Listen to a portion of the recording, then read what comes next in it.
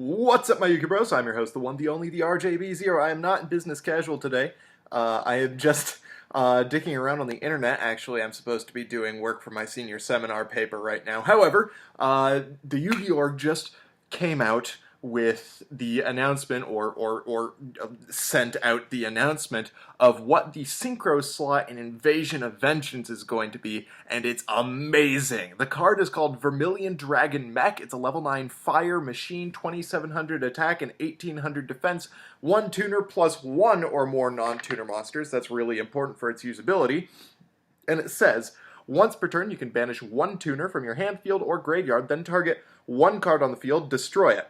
If this synchro summoned card is destroyed by card effect and sent to the graveyard, you can target 1 of your banished tuners and add it to your hand. That is an absolutely amazing card, and it's actually going to be a big boost for Blue Eyes, since that was a great alliteration, since Blue Eyes is really hurt recently by the fact that people are siding in Ghost Reaper and Winter Cherries into basically everything because of the release of ABC.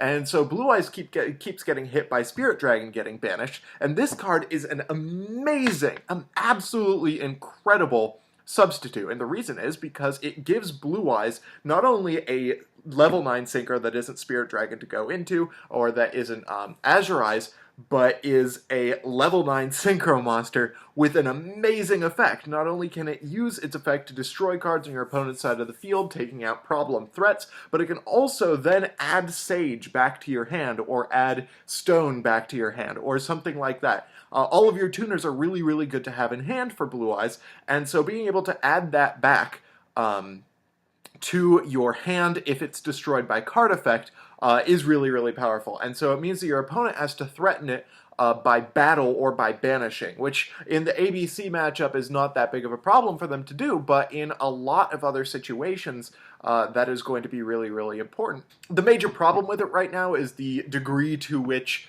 it is likely to be running into things like Solemn Strike and Solemn Warning, and the fact that, once again, ABC Dragon Buster is kind of a problem for this card. But really, just being able to summon a level 9 synchro that isn't Spirit Dragon, being able to destroy a monster on your opponent's side of the field, with that effect, being able to clear a monster, is really, really powerful. This is really good for Speedroids as well. I just think that it is not going to see a huge price in the near future. I think that this card is going to turn out to be an investment card. Now, that does not mean at all you should get it at the sneak preview, but I do think that once the sneak preview prices cool down a little bit, that you should definitely pick up a copy of this if it doesn't find an application early on in its release. Things I can think of besides Blue Eyes and Terror Topper Speedroids. I could see myself running this in Mermails, because it is a Diva plus a level 7, which is pretty darn good. Unlike Trishula, you can summon that just off of your Diva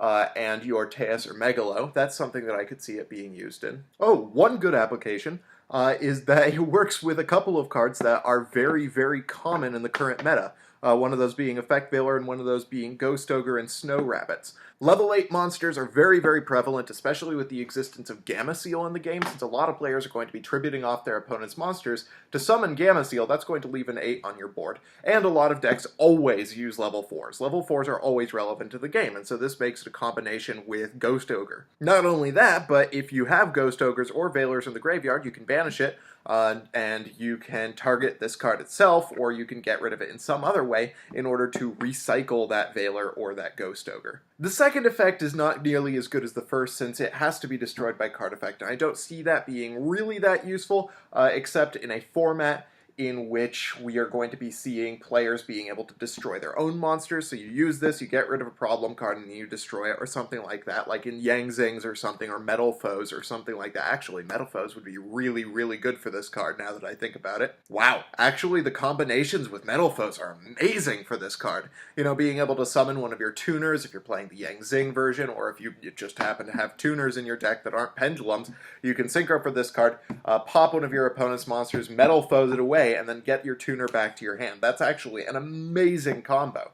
After Invasion of Vengeance, we might actually see Metal Foes focusing even more on synchros than they did before. That's the major implication that I'm going to be taking away from this card, actually, now that I'm really thinking about it. So those are my initial takeaways from the card. Full disclosure, I mostly just made this video because I wanted to make a card discussion before Capital G did. I wanted to get the jump on him for once. If I think of any big ways in which this card is going to be relevant in the immediate future, I will make a more in-depth video, but I just wanted to let you guys know what I think of this card and that I do think that it is going to be a big investment piece. Thank you all for watching. I will link you the Yu-Gi-Oh! Article so that you can read about it for yourself and think about the applications for yourself, but I'm also really interested to see what you all think of the potential applications for this card. So if you like this video, hit that thumbs up button. If you didn't, let me know why in the comment section below. And of course, comment with your thoughts on this card, and then subscribe for more decks discussion, analysis, and general Yu-Gi-Oh! Shenanigans. Thank you all for watching. I am your host, the one, the only, the RJB0,